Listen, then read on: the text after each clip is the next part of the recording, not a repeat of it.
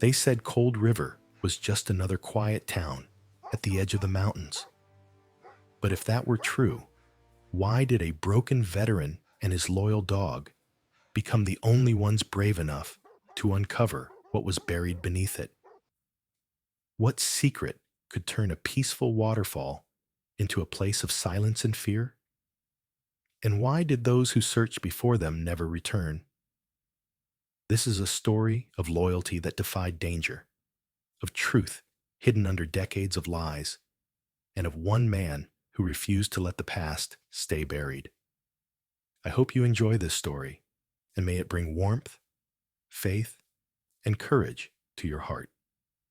Before we begin, tell me, where are you watching from? Drop your country in the comments below, and subscribe. The evening sky above Cold River was veiled in pale silver clouds that carried the quiet chill of an early mountain winter. Wind slid through the pines, and the steady thunder of the waterfall filled the valley like a heartbeat that refused to fade. The air smelled of damp bark smoke and solitude.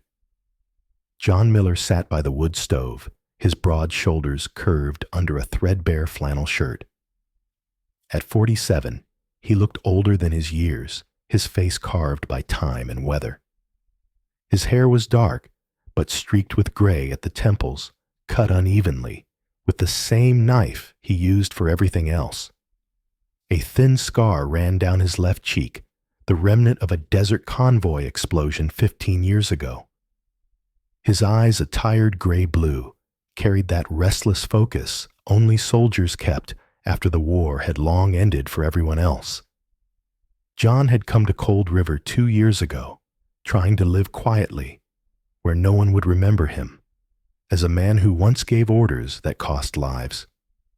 His knee ached again, a sharp pulsing reminder of shrapnel buried deep inside the joint.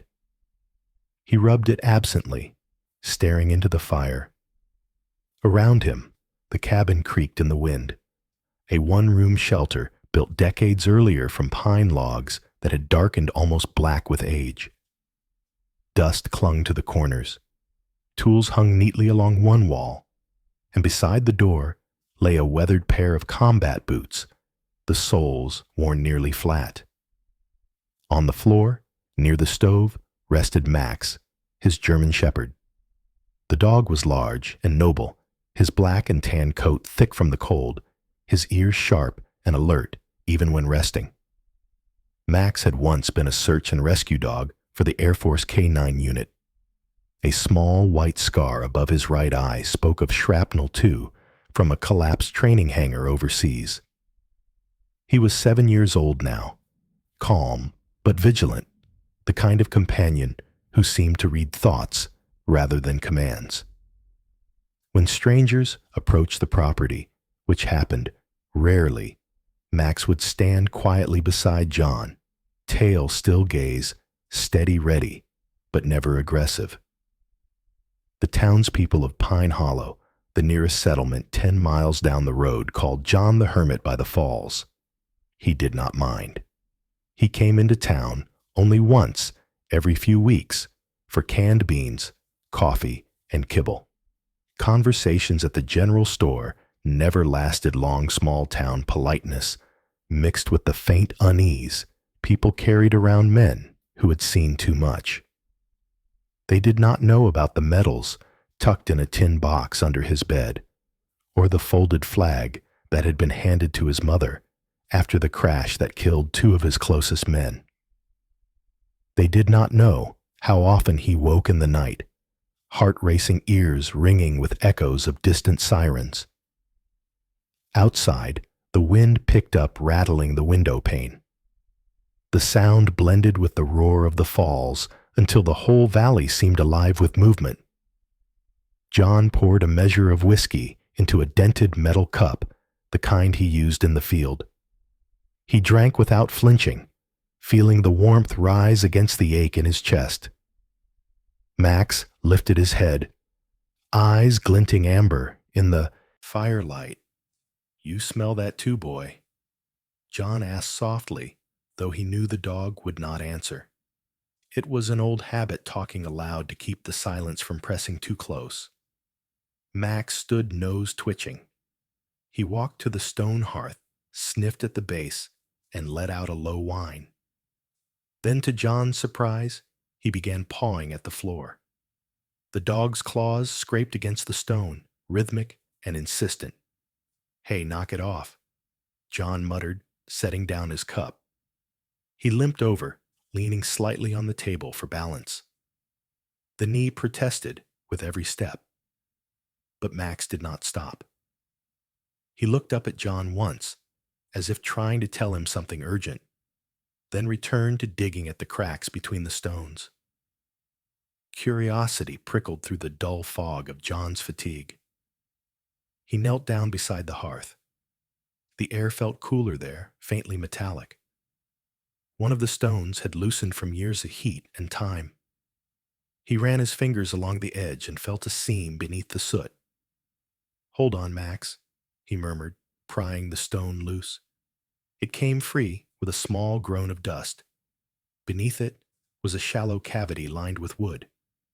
Inside lay a small metal box, tarnished, but intact, sealed with dark wax around the edges.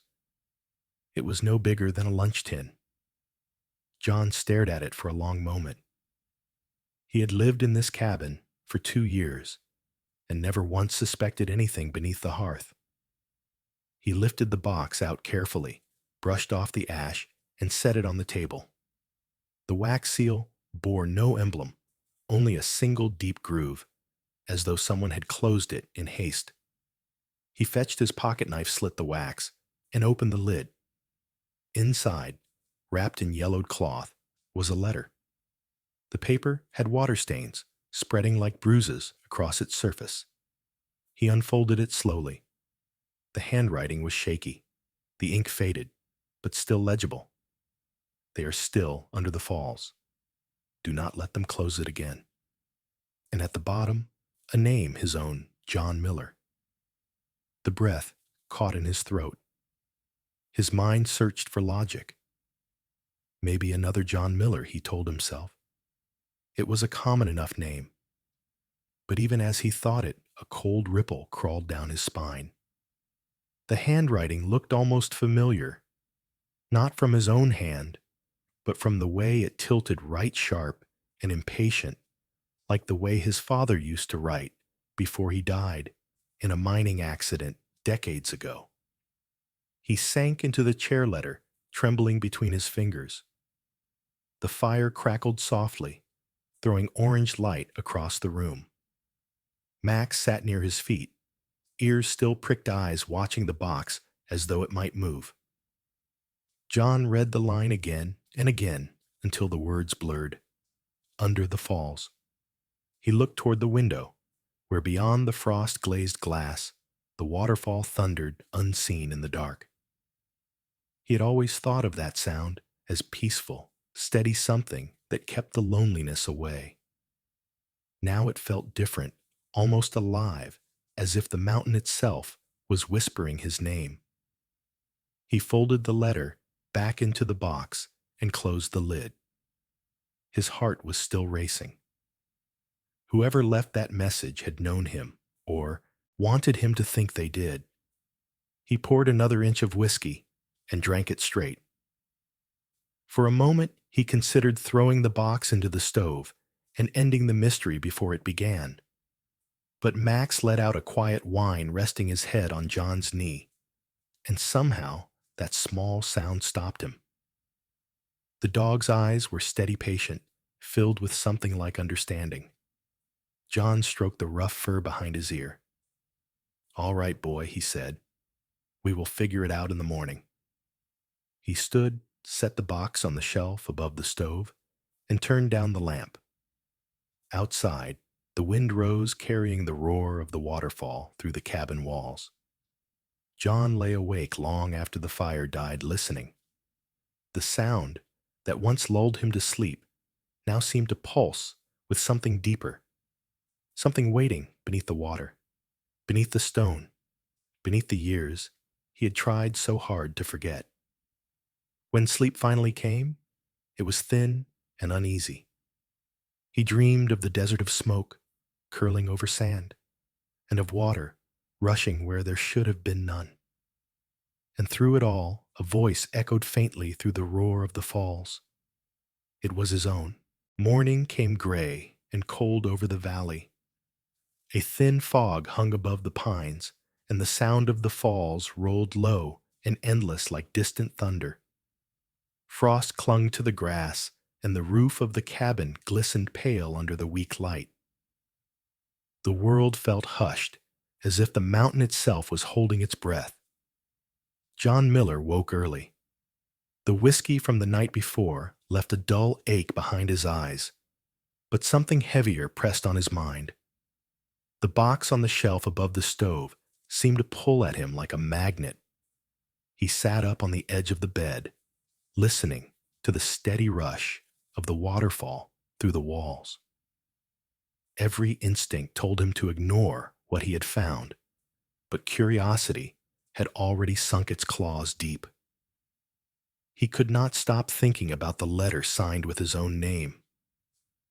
Max stretched near the door, his thick coat dusted with ash from the fireplace. The German shepherd looked at John with quiet expectation, tail sweeping once against the floorboards. The dog's eyes had that calm readiness again, the same look he carried during training missions long ago. "All right, boy," John muttered, pulling on his boots. "Let us see what it was you were trying to tell me."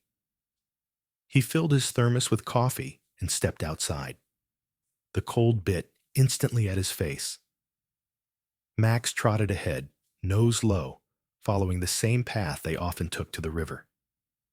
John moved slower, favoring his bad leg.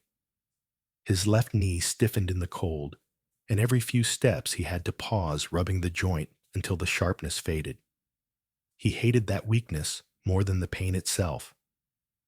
It reminded him he was no longer the man who once led 12 soldiers across a desert without sleep for 2 days. As they neared the falls, the ground grew soft from mist. The air trembled with the weight of rushing water. Max veered off the trail toward a cluster of birch trees, their white bark gleaming like bone. He stopped at a patch of ground, half hidden by moss and leaves, and began to dig. John frowned, watching the soil scatter in wet clumps. The dog was working with purpose, not play. He limped closer, crouched beside him, and brushed away what remained of the moss. Beneath the earth, his fingers struck metal, smooth, cold, solid. He scraped away the mud, revealing a circular edge. It was not a rock at all, but a steel hatch about 3 feet wide. "What the hell?" John whispered. The lid had hinges rusted to near orange dust, and a faint seam where it met the earth. He looked around. No tracks, no signs of recent movement. The trees around them were old, thick with lichen. Whatever this was, it had been here for decades. He pressed his ear against the hatch and heard nothing but the muffled roar of the falls. The metal felt colder than the air, as if it carried the memory of something buried deep below. He pried at the edge with his pocket knife, but the blade bent. He would need a tool. Back at the cabin, he fetched a small crowbar and returned within the hour. The mist had thickened, making the world ghostly white. Max stood beside the ewe, hatch tail still ears forward. John wedged the crowbar under the seam and pushed. The first attempt gave only a groan. The second made the hinges crack. On the third try, the hatch shifted just enough for a breath of air to escape from below. It smelled of oil and old stone and something faintly chemical. He pried harder until the lid lifted open, revealing a square of darkness. The cold air rising from within sent a shiver through him that had nothing to do with temperature. He turned on his flashlight and shone it down. A wooden staircase descended into blackness. "Stay here, Max," John said, though he knew the dog would not listen. He stepped down slowly, each board creaking beneath his weight. The air grew heavier, the smell sharper like metal and damp earth. Max followed close behind Paws, silent but steady. The beam of light caught walls lined with concrete, reinforced by iron ribs.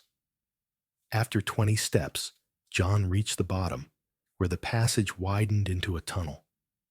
It stretched in both directions, but one side was blocked by collapsed stone. On the other side, the walls bore faded stenciled letters, painted long ago in white now stained gray. He leaned closer and wiped the dust away with his sleeve. The words came clear: CRC Storage, 1959. He read them twice, his breath hanging in small clouds. CRC meant nothing to him, but the date chilled him. 1959 was the year his father died in the Cold River mining collapse. He had been a foreman in those tunnels. The thought struck John so hard he stumbled back a step. Coincidence, maybe, but it clawed at something buried deep in memory. He moved forward, the beam of the flashlight sweeping across the walls. Rusted barrels stood along one side, labeled with numbers he could not make out. A thick door waited at the end of the tunnel, heavy steel set into concrete. A small viewing window sat at head height, covered in grime. John wiped the glass with his sleeve. Inside was a narrow room, barely larger than a cell. A chair lay on its side, a single chain bolted to the wall. The floor was dark-stained with something he did not want to identify. And on the metal, near the base of the wall, words had been scratched by hand. They were faint but readable. "Help me." John's pulse hammered. He stepped back, shaking his head. This was no storage site. This was a prison. Maybe a laboratory, maybe worse. His mind raced through every possibility: military experiment, Cold War bunker secret research. None of it made sense, yet all of it felt too real. Max whined low behind him. The dog's fur stood slightly along the ridge of his spine, his gaze fixed on the door, as if expecting movement. John crouched beside him, placing a steadying hand on his neck. The dog's heartbeat thudded fast against his palm. "Easy, boy," John whispered, though the word felt more for himself than for Max. He stared again at the message on the wall through the window. The scratches looked recent compared to the rest of the decay, maybe less than 20 years old. Someone had been alive down there, long after this place was supposed to be forgotten. A drop of water fell from the ceiling, landing on his wrist, cold and mineral. The tunnel's quiet pressed hard against his ears, broken only by the faint hum of air moving through unseen vents. The feeling of being watched crept over him. He turned off the flashlight for a moment. Darkness swallowed everything. The sound of the falls above was only a whisper through stone. He could almost imagine voices within it calling faintly, like echoes trapped in the rock. He turned the light back on quickly, breathing harder than before. He had faced worse things in war, yet this silence unnerved him more than bullets ever had. There was something wrong here, something human-made, but not meant to be found.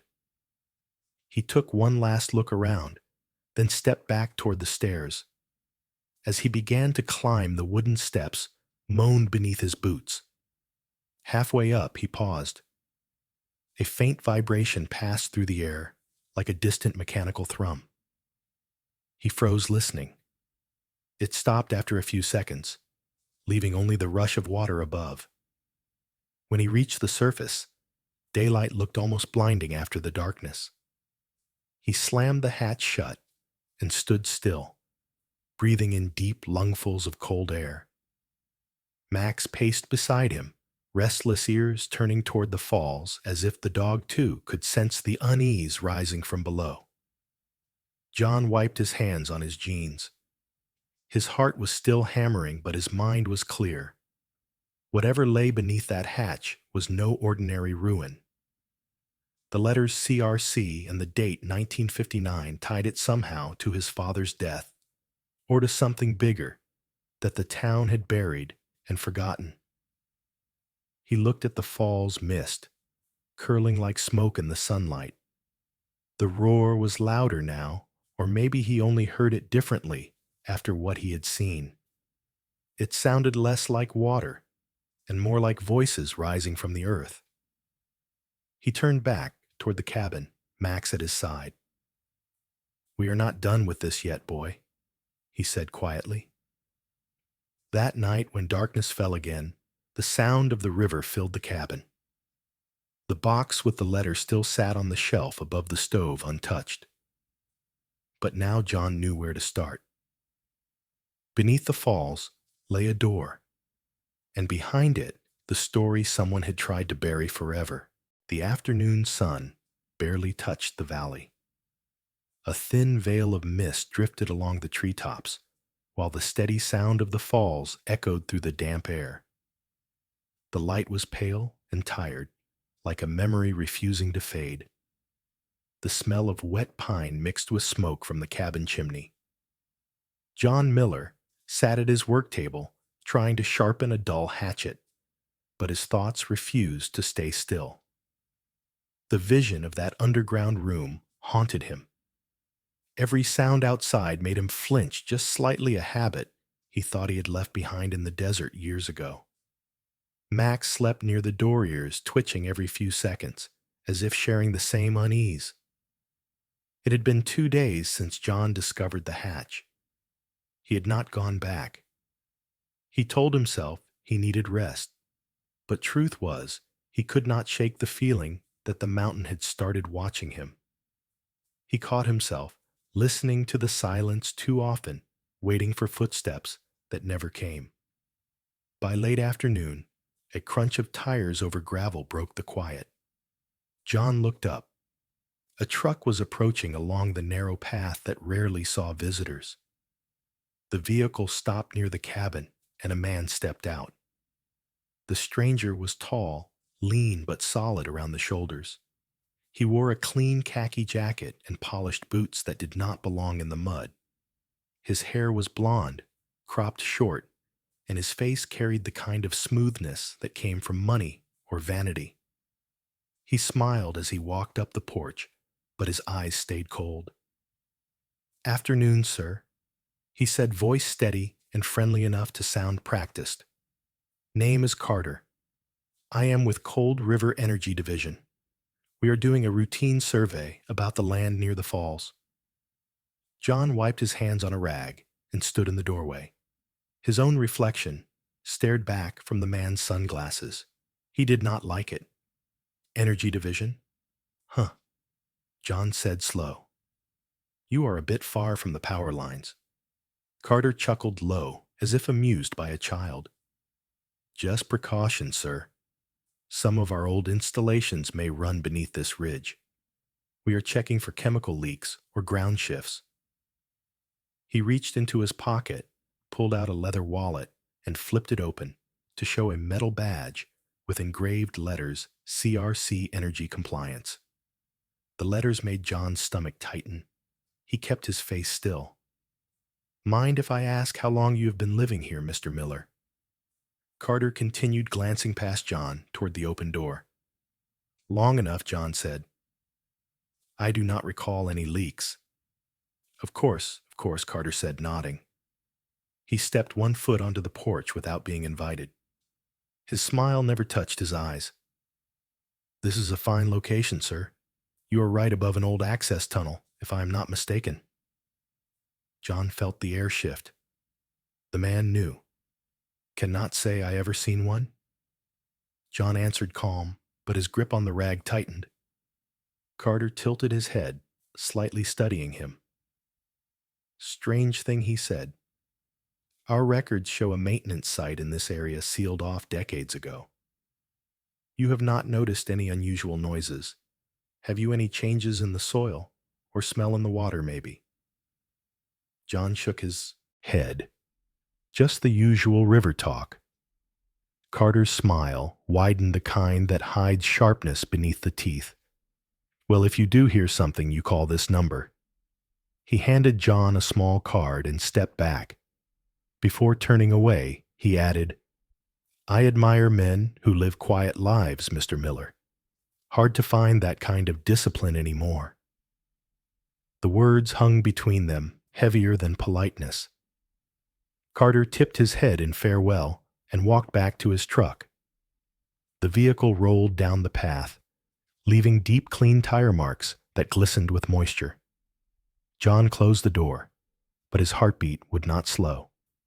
He looked at the card. The number was printed in black beneath a small symbol of 3 interlocking letters, CRC. That night, the rain came soft at first, then heavier. The cabin groaned in the wind. Max stayed restless, pacing near the window, his reflection flashing each time lightning crossed the valley. John sat near the stove, with the card still on the table beside the metal box. He could not stop replaying the way Carter had looked at him, that quiet confidence of a man who already knew what he came for. Sometime past midnight, Max started to growl, low and steady. His fur lifted along the spine. John turned down the lamp and listened. The rain masked every small sound, but then he caught it faint, yet clear the crunch of movement outside in the mud. Not one step, but several. He moved to the window and looked out. The yard was dark, except for the pale outline of the truck path. Lightning flashed once, and for a moment he saw footprints forming near the edge of the porch. Then darkness returned. John picked up his rifle from behind the door. It had not been fired in years, but he checked the chamber out of habit. He opened the door slowly. Cold rain touched his face. Max slipped out beside him, nose to the wind. They circled the cabin once. The prints were fresh deep, with edges not yet softened by the rain. Whoever it was had come close to the windows, then turned back toward the woods. John followed a few steps until the trail vanished into wet grass. He felt the weight of the forest watching. Back inside, he dried Max with a towel and sat again by the stove. Sleep was gone for the night. He placed the rifle across his knees and stared into the fire. Every part of him knew this was not random. The timing, the badge, the footprints, they were connected. He thought about the letters CRC painted on the wall, underground, and the same letters engraved on Carter's badge. He thought of his father's accident in '59, and the way local records had called it a collapse, though no one ever found the bodies of 3 men on that shift. Maybe the collapse was never natural.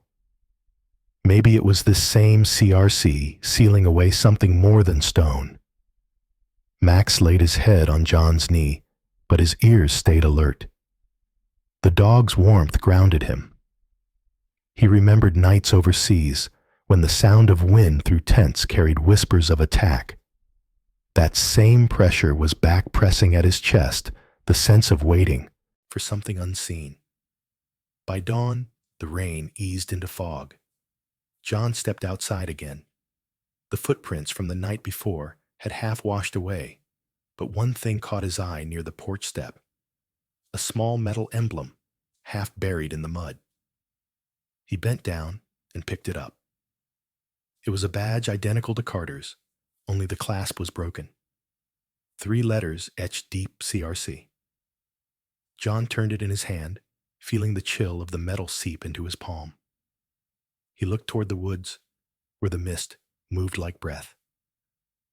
Whoever had come during the night wanted him to know he was being watched. He slipped the badge into his pocket and went back inside. Max followed close behind. The fire had died down to embers, but the air still held the faint heat of sleepless hours. John poured black coffee into a tin mug and sat without drinking.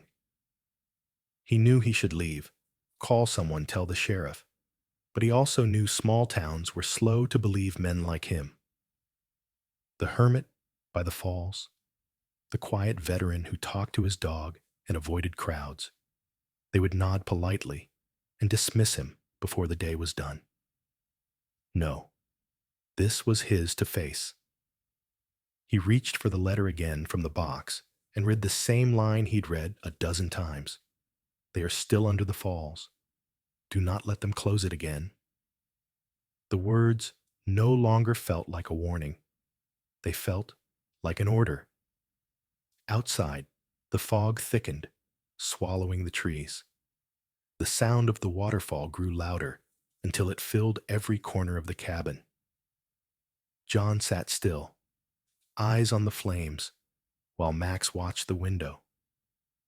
Somewhere beyond the mist, the shadows of the past had begun to move again.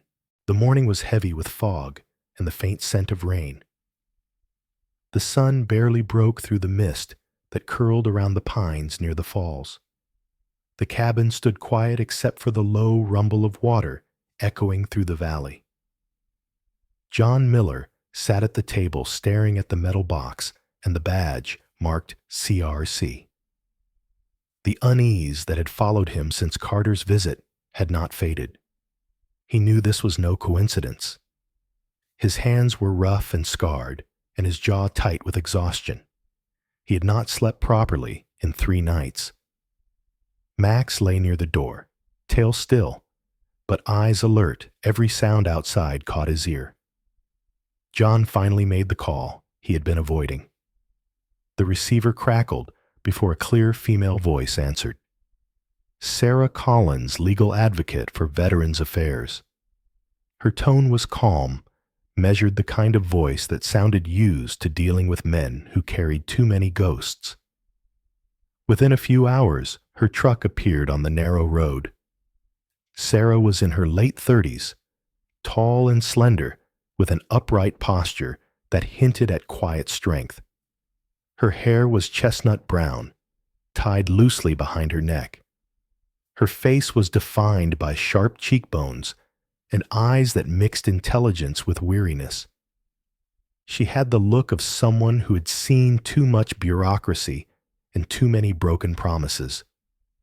When she stepped out of the truck, her brown coat brushed against the damp grass. She smiled faintly, but it did not quite reach her eyes. You sounded worried on the phone, John, she said softly. Worried might be an understatement, he answered. He led her inside and poured coffee into 2 tin mugs. The cabin smelled of smoke and pine. Sarah looked around, taking in the simple space. A wood stove, a shelf of tools, the rifle by the door. Her eyes lingered briefly on the scar running across John's cheek. You have been living alone for how long now, she asked. 2 years, he said. Long enough to forget how to explain things that do not make sense. He opened the box and handed her the letter. She read it quietly, then lifted her gaze to him. And you found this where? Under the hearth. And then that man came by, Carter, said he worked for some energy company. Same letters on his badge as the one in the tunnel. CRC. Sarah frowned, tracing the edge of the badge with her thumb. She carried the calm of a person trained to dissect lies. CRC, she murmured. I have seen that before. She took a folded notebook from her coat pocket, flipping through its worn pages. Cold River Chemical Research. Shut down in 1961 after a containment breach. Containment, John repeated. You mean poison? Something like that, she said. Locals never got details. They called it an accident, but my father was a miner back then. He used to say men disappeared and nobody asked questions. John felt the chill rise again through his chest. He told her about the hatch, the tunnel, the words on the wall. She listened, without interrupting, her expression unreadable. When he finished, she stood straight, adjusting her gloves. Show me. The walk to the hatch was silent except for the crunch of frost beneath their boots. Max trotted ahead, stopping occasionally to sniff the air. Sarah carried a small flashlight and a canvas bag filled with files and old maps. When they reached the hatch, John pried it open, and a wave of cold air rolled out. The tunnel looked darker than he remembered. They descended carefully, each step echoing faintly. The beam of the flashlight cut through dust that drifted like smoke. Sarah ran her light over the markings on the wall. CRC Storage, 1959. She touched the letters with her gloved hand, then moved toward the heavy door. "Help me?" she whispered, reading the words scratched into metal. Her throat tightened. "What do you think it was?" John asked. "Human testing," she said quietly. "Project Echo." "I have heard rumors. A defense experiment from the late 50s using chemical compounds to modify behavior under stress. They said it was canceled, but these records tell another story." She took out a folder from her bag, revealing military documents stamped confidential. They were marked with the same 3 letters, CRC. John stared at the papers, the print faded but legible. One sheet carried a typed paragraph about subjects exposed to Agent Echo compound results, unstable containment recommended. He felt his chest tighten. So they were experimenting on civilians. She nodded, and someone wanted to keep it buried. They heard it then, a faint sound from above. A dull vibration through the wood steps like footsteps or machinery. Sarah turned off her flashlight. They waited in silence. The air seemed to hum. Then came a faint metallic click somewhere near the hatch. John whispered, "We need to move." They climbed quickly, Max leading the way. When John pushed the hatch open, the smell of gasoline hit him first. His heart froze. Outside, the cabin lights flickered through the mist. The outline of a man stood near the porch. He did not speak. He only dropped a burning flare onto the wooden steps and turned toward the trees. John grabbed Sarah's arm and pulled her back. Fire rushed across the ground, racing toward the cabin as the flare met the spilled fuel. The explosion threw sparks into the night. Max barked sharp and urgent, running ahead toward the back trail. John pushed Sarah forward, coughing through smoke. The heat bit at his skin. He turned once and saw the flames swallowing the cabin, the roof collapsing in a roar. Everything he owned gone in seconds. They stumbled into the clearing, gasping for air. Max stood a few feet ahead, covered in ash, but unharmed. Sarah fell to her knees, clutching the folder against her chest. John looked back through the trees, the fire painting the sky orange. His home, his past, the proof that he ever belonged anywhere burned into nothing. But in Sarah's hands, the document still survived. He put a hand on her shoulder.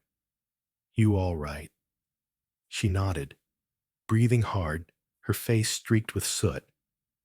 "Whoever that was," she said quietly, "they knew we found the truth."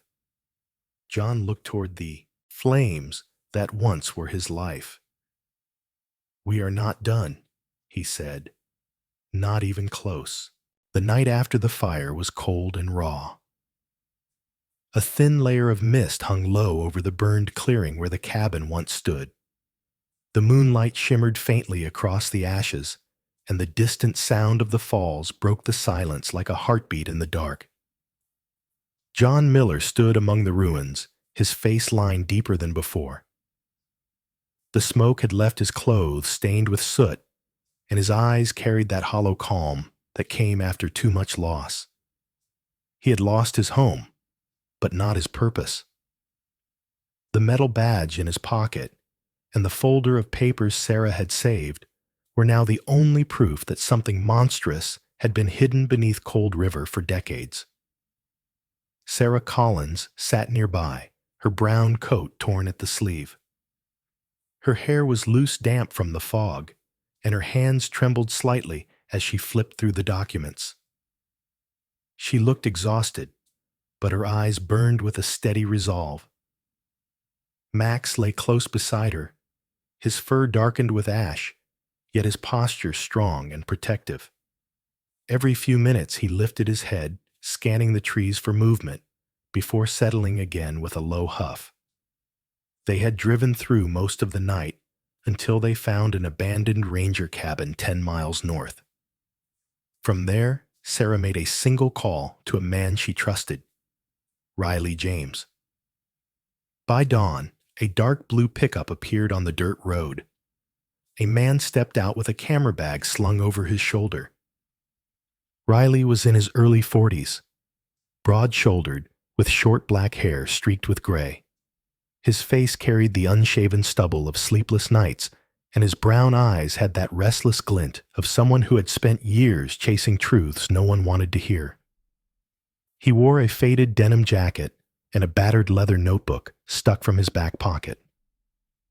John watched him approach with quiet suspicion. Riley extended a hand firm and direct. "Heard you two stirred a hornet's nest," he said, voice low, but steady. Sarah gave a tired smile. "We need someone who can tell the story before they erase it," she said. Inside the ranger cabin, they spread the papers across the table. The old wood creaked under their weight. Riley moved through the files quickly, his movements sharp and precise. He handled each page with care, his camera flashing occasionally as he photographed the documents. He looked up after several minutes. "You realize what this means," he said. "This Project Echo, this CRC program, was never shut down. These reports describe field tests, not containment.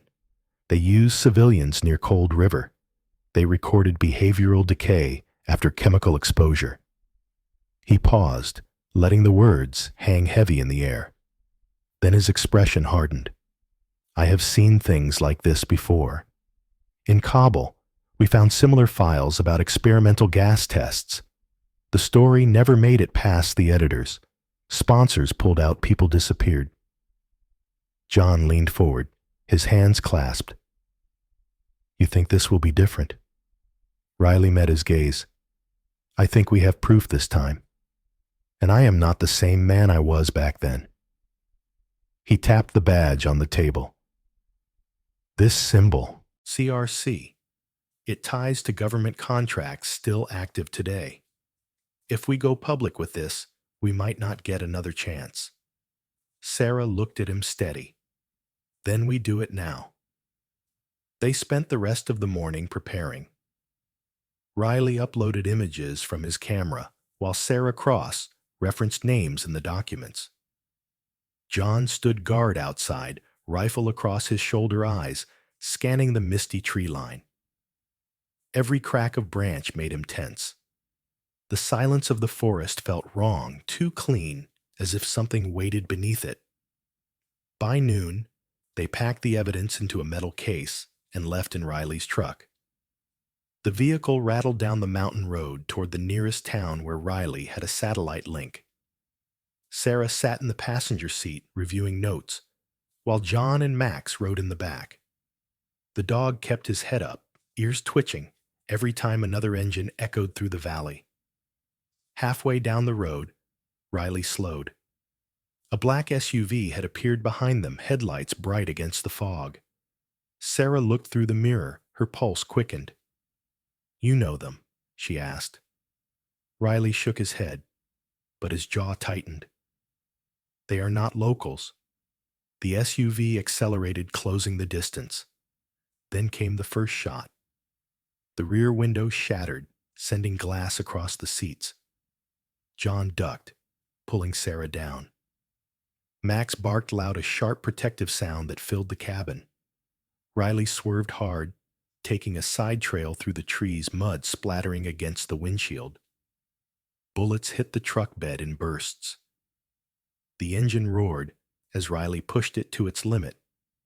Sarah clutched the case against her chest. John leaned out the side, aiming his rifle toward the dark shape behind them. He fired once. The shot cracked through the air, and the SUV veered off the trail, slamming against a tree. For a moment, everything went silent except the sound of the engine and the dog panting. Riley slowed only when the road widened again. His hands gripped the wheel, his knuckles white. "They are not giving up," he said. "We need to move fast." They reached the edge of town by afternoon. Riley led them into a small building that once served as a local radio station, now turned into his makeshift newsroom. Old screens flickered dimly while cables snaked across the floor. He set the metal case on the desk and began transferring the files. Sarah assisted typing quick lines of verification reports while John stood near the door keeping watch. When the last file uploaded, Riley turned to them. "You ready for the storm?"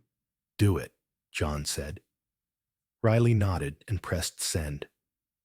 The video began streaming within minutes, a compilation of documents combined with footage he'd retrieved from the CRC archives. It showed soldiers dumping sealed bags into the falls.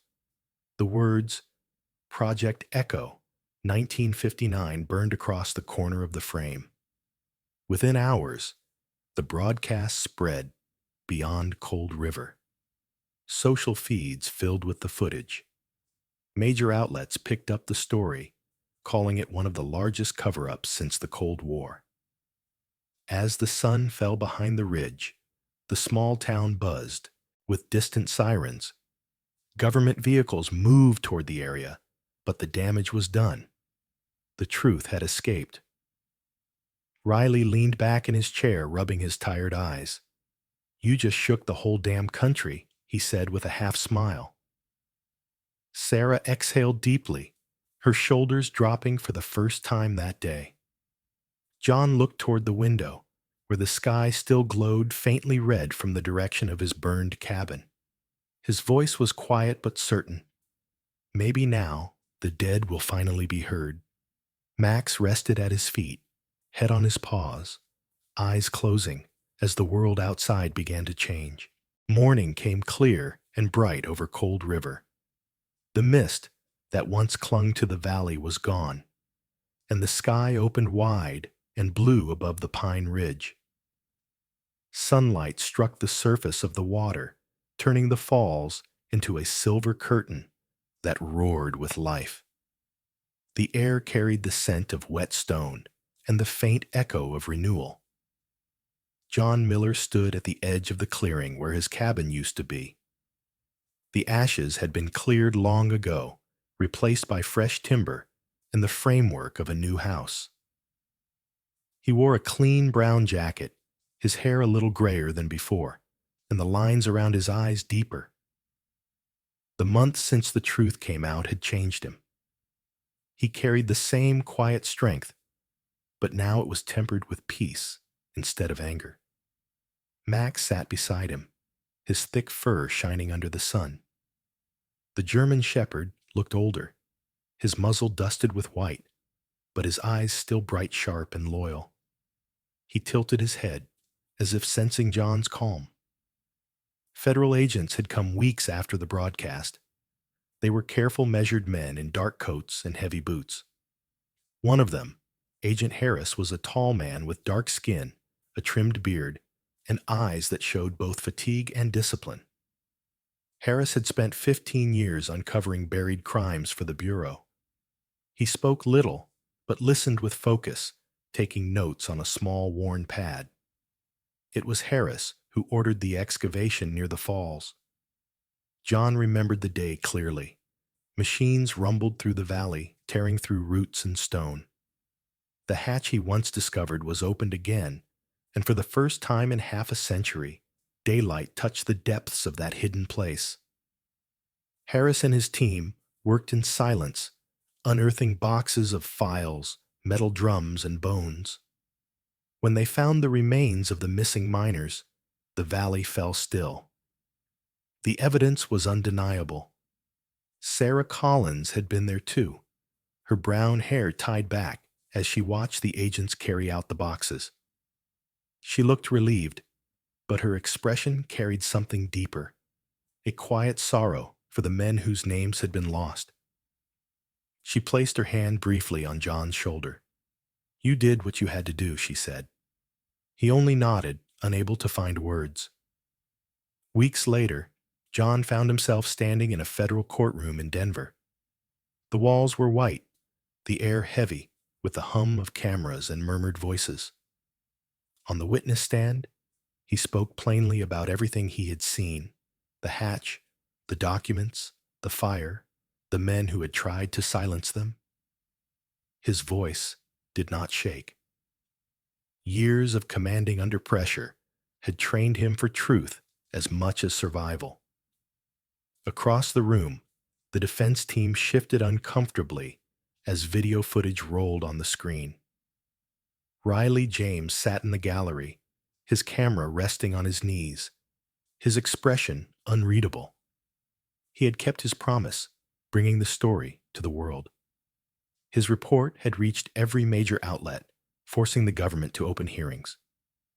The CRC executives sat behind their lawyers, pale and silent.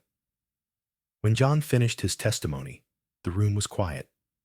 The judge, an older woman with silver hair and clear blue eyes, thanked him for his service both in war and in truth. The jury delivered its verdict days later: guilty on all counts. The CRC network was dismantled, its hidden projects exposed to the public. A week after the trial, a ceremony was held at the steps of the Capitol. John stood with Sarah and Riley among a crowd of veterans and handlers from across the country. The sun gleamed on the polished plaques as officials unveiled the new legislation. It was called the Max Act, a federal law protecting service dogs from neglect and abuse, ensuring retirement care for every canine who had served. The crowd applauded as Max was led forward, wearing a small silver badge on his collar. John knelt beside him, pride softening his features. "You earned this, boy," he said quietly, scratching behind the dog's ear. Max wagged his tail, the first real gesture of joy John had seen in months. After the ceremony, Sarah turned to him, smiling for the first time without restraint. "What will you do now?" she asked. John looked toward the horizon, where the mountains met the pale blue sky. "I think I will rebuild," he said. Months passed. The Bureau helped him secure the land again, and neighbors from Pine Hollow, who once called him the hermit by the falls, came to help raise the new cabin. Among them was an old carpenter named Walter Briggs, a short, sturdy man with white hair and a voice like gravel. Walter had lost a son in the same war John had fought. Working beside John brought them both quiet closure. By the end of summer, the new cabin stood finished. Its wooden walls glowed warm in the afternoon light, and the porch looked out toward the shining river. Inside, the air smelled of pine resin and coffee. John kept only a few things from before the fire: a folded flag, a photograph of his unit, and Mac's first collar. Sarah visited once more before leaving for Washington. She brought a copy of the official report and a newspaper showing the headline, "Justice at Cold River." She left it on the table beside the window. Her voice was soft as she said, "Goodbye, John." He nodded, knowing they would both carry this chapter in silence. Riley continued his work, traveling the country, documenting hidden programs and veterans who had been silenced. Occasionally, a letter from him arrived, postmarked from distant towns, each one ending with the same line: "Keep telling the truth." One evening, John sat on the porch, watching the sunset turn the sky to gold. The air was cool and calm. Max lay at his feet, half asleep, his tail thumping lazily. The rebuilt cabin creaked softly behind them, a living reminder that destruction could give way to peace. The falls roared in the distance, but the sound no longer felt like a warning. It was a song of renewal. John leaned back, eyes closed, letting the sound fill him. He thought of the men who had perished beneath the mountain, of the people who had fought to uncover them, of Sarah and Riley, and the countless others who now knew the truth. For the first time in years, he felt light inside, unburdened. He whispered to himself more than anyone. Justice came late, but it came. Max lifted his head, ears twitching at the familiar tone, then rested again with a content sigh. The world around them breathed steady and alive, and Cold River at last was free from its ghosts. Years later, the story of Cold River still echoed through the mountains. The waterfall that once hid secrets of pain and silence now flowed as a symbol of healing. Visitors came from towns far away to stand by the memorial stone engraved with the names of the lost. The air there always carried a kind of peace, the kind that made people pause, listen, and breathe. John Miller rebuilt more than a cabin. He rebuilt a life of purpose. Sarah continued to defend those who had no voice. Riley kept telling stories that mattered. And Max, in his quiet, loyal way, reminded everyone who met him that courage did not always bark loud. Sometimes it simply stood firm beside the people it loved. The town of Pine Hollow changed too. Neighbors who once lived in silence began to speak to one another again. Children played near the river where warning signs once stood. Each morning the sun rose over Cold River, not as a memory of loss, but as proof that truth could break through any darkness. John often told visitors one simple truth that kept him alive through war and fire. Miracles do not always arrive in bright lights or thunder. Sometimes they come in the shape of a loyal friend, a kind stranger, or a second chance to make things right. If you are hearing this story, let it remind you that every life, no matter how broken, can become a testimony of grace. The same God who calmed the storms and gave strength to the weary still works through people like you, through kindness, through truth, through love. So take a moment to reflect. If this story touched your heart, share it with someone who needs hope. Leave your thoughts below. Tell us where you are listening from, and join us in prayer that light continues to overcome darkness. Subscribe to the channel so these stories of faith and redemption can reach more hearts. May the Lord bless you and keep you. May He guide your path and fill your home with peace. And may the sound of the falls remind you that grace is never lost. It only waits to be found again.